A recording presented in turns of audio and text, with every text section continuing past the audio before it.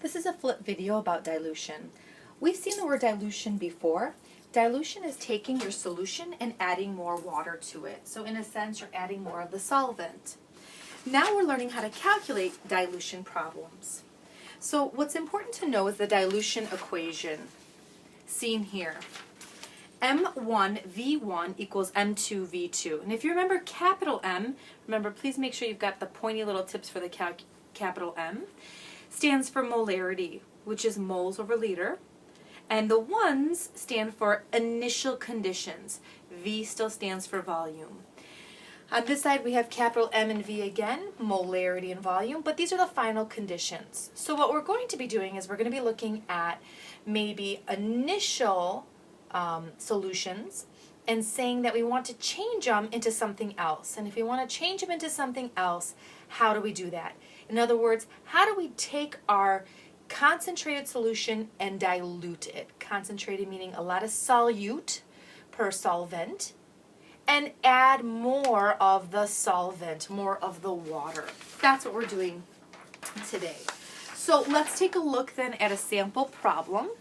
What volume of a 16 capital M, which stands for molarity, and now the way we say this is what volume of a 16 molar. That's the same thing as saying 16 molarity. It has a concentration of 16 M, that's the measurement, H2SO4. That's a very concentrated solution of acid. H2SO4 is sulfuric acid. So what volume of 16 molar H2SO4 must be used to prepare 1.5 liters of a 0.10 molar H2SO4 solution? So wow, let's take a look at this. We're starting off with a concentration that's 16 molar, and we want to change it and dilute it down to a 0.10 molar.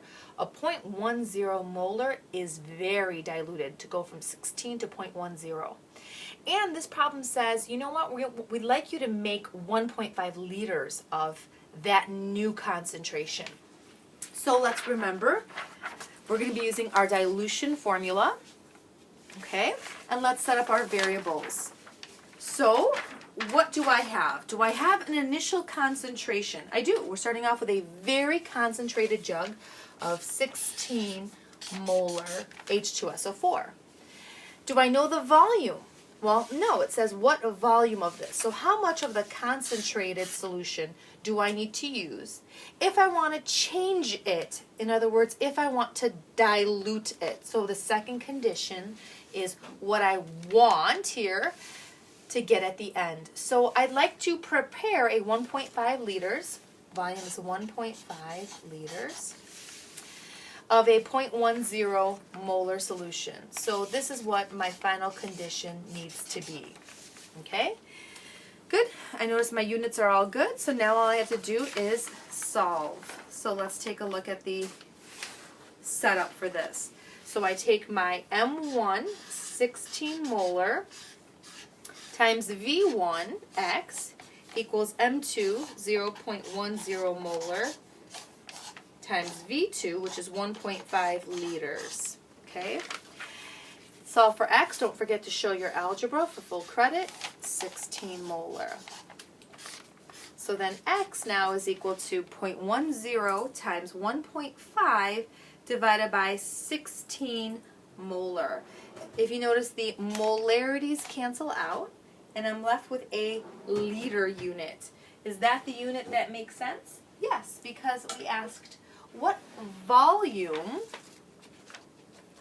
do I need to use? So how much of this 16 molar am I using? So this would be a good time to take out your calculator and calculate this. Don't forget, in the end, you're going to need how many sig figs?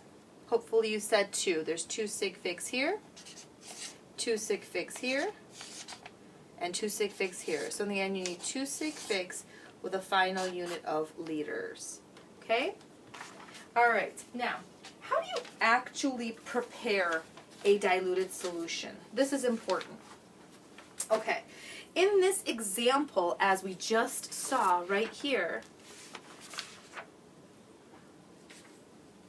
we're starting off with a 16 molar solution of H2SO4. So let's pretend this is our 16 molar solution.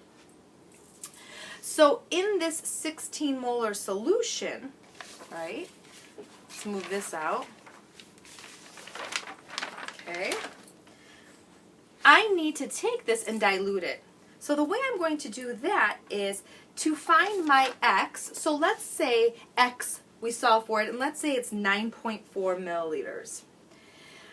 That means I'm going to need 9.4 milliliters of this sulfuric acid. So I'm going to pour the 9.4 milliliters into a graduated cylinder. Now I have 9.4 milliliters of my acid. Next, I'm going to use a piece of equipment called a volumetric flask. Seen here. This is a volumetric flask, and this is its cap. The most important thing about a volumetric flask is this one little line right there. This is a very accurate piece of equipment, which makes it expensive. And the reason why it's so expensive and so accurate is really because this line right here is drawn very precisely. It's measured very precisely. So whatever you see on the container, this one says 500 milliliters. If I was to fill up to that exact line, bottom of the meniscus hits the line, then it's 500 milliliters, very exact. So we're going to make solutions in here because then we know we have the exact amounts.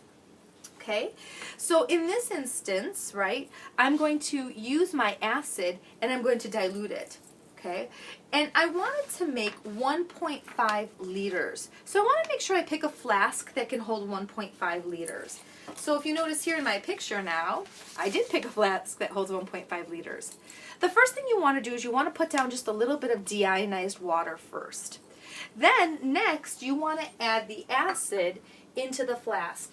So what ends up happening is it looks like this. A little sandwich is forming. You've got water, then we got H2SO4 that I just poured in. Now you want to finish it off with all the rest of your water. This is diluting. This is taking that very concentrated acid, 16 molar, and watering it down, diluting it. So then when all is said and done, you'll have all the water up to the line, and then you want to invert this about 20 times. Put the cap on. Right? All my solutions in here, then take this and invert it 20 times. Right? 2, 3, and up to 20, and that's your way of mixing it.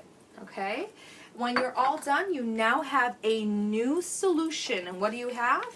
You just diluted it down to a 0.10 molar solution, and you have 1.5 liters of it. That's how you dilute a solution. And that's the end of the video.